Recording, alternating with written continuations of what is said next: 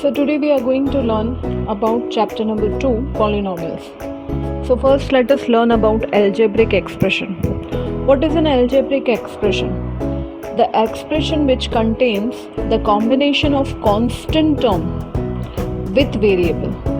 So we can say it is a combination of constant and variables which are connected by four basic operations. So the four basic operations are plus, minus, multiplication or division. So this kind of expression is called to be algebraic expression. For example, if you have 2x plus 1 upon 2 y minus z. So you can see here this is an algebraic expression where 2, 1 upon 2 are the constant numbers or the constant terms, and here x, y, z are called to be variables. We can also further give this kind of polynomial x square plus 3x minus 2, right? So this is called to be quadratic polynomial as the highest degree of x means of variable is 2. So here you can see the same variable x is being repeated.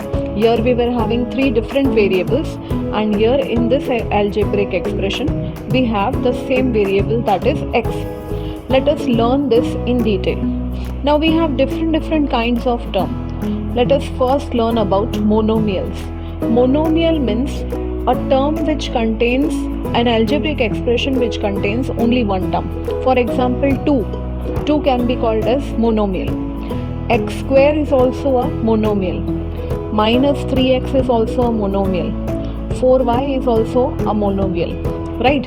So when I talk about x square, we can say variable is x, okay, and the degree is 2, and the number which is multiplied by variable is called to be its coefficient. The coefficient is 1.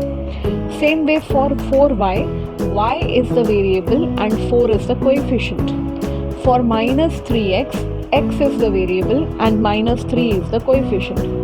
Same way, if I talk about just 2, only the number 2, so it can be written as 2x raised to 0, or we can write 2y raised to 0. As the variable is not given to you, you can take either x to be the variable or y to be the variable. And we know that anything raised to 0 is 1. So the number is 2 itself. Same way, we have binomial. Binomial means an algebraic expression containing two terms. For example, x minus 3y, x square minus xy, root 5x plus 3 upon 2 xy. These are all binomials. So we can say that there are two terms in each of the binomial. Same way, now you must have understood about all the monomials, binomials. So you can talk about trinomial. Trinomial means an algebraic expression which contains three terms. For example, x square plus 3x plus 5, x cube plus 2xy plus 3y. So any algebraic expression which contains three terms, and we can further call it to be polynomials. Okay, so let us come into the main topic. Polynomial is an algebraic expression containing either one term or more than one term. That means it can be two terms also, it can be three, or it can be more than three also. I can have 4, 5 terms also. I can write 7y raised to 4 plus 4y raised to 3 minus 8y or plus 8y minus root 2. So this is a polynomial. Okay, so here you have to note it down that the degree or the exponent of the variable is a whole number, means it cannot be negative. Is it clear? The degree or the exponent of the variable is always a whole number. Now you must be understanding the meaning of whole number. Whole number means it can be 0, it can be 1, it can be 2, but it cannot be a negative number. I cannot say y raised to minus 2. So we can say the general form of polynomial p of x is, that means polynomial with variable x. This can be written as an x raised to n, means any coefficient multiplied by the nth power of x, plus an minus 1 x raised to n minus 1. So plus any coefficient and the power which is less than the first term. So if you have your x cube, so this will be x square, 1 less than cube, right? Same way till a2x raised to 2, a1x raised to 1, and lastly a0x raised to 0, and as x raised to 0 is 1, this can be just written as plus a0. Okay, you can replace this a0x raised to 0 as just a raised to 0. And here the degree of the polynomial is called to be degree of polynomial p of x is equal to n. Why it is n? Because it is the highest exponent of the variable. For example, if you have x cube plus 3x raised to 7 minus 8 is a given polynomial. Even though there are 3 terms, but the highest degree is 7. So we can say if this is q of x, polynomial denoted by q of x, so we can say degree of polynomial q of x is equal to 7. That is the highest power of the variable. Now let us understand the value of a polynomial. Let p of x be any polynomial. So you have any polynomial, randomly you can take x square plus 3x plus 1, suppose. This is your given polynomial. And if you are being given any value of x, suppose I am taking x is equal to 2. So the value of polynomial at x is equal to 2 will be p of 2. You have to replace x by 2. So what will be the answer? In place of x I have written 2, even in the polynomial we will be writing 2. In place of x square I will write 2 square plus 3 into 2 plus 1.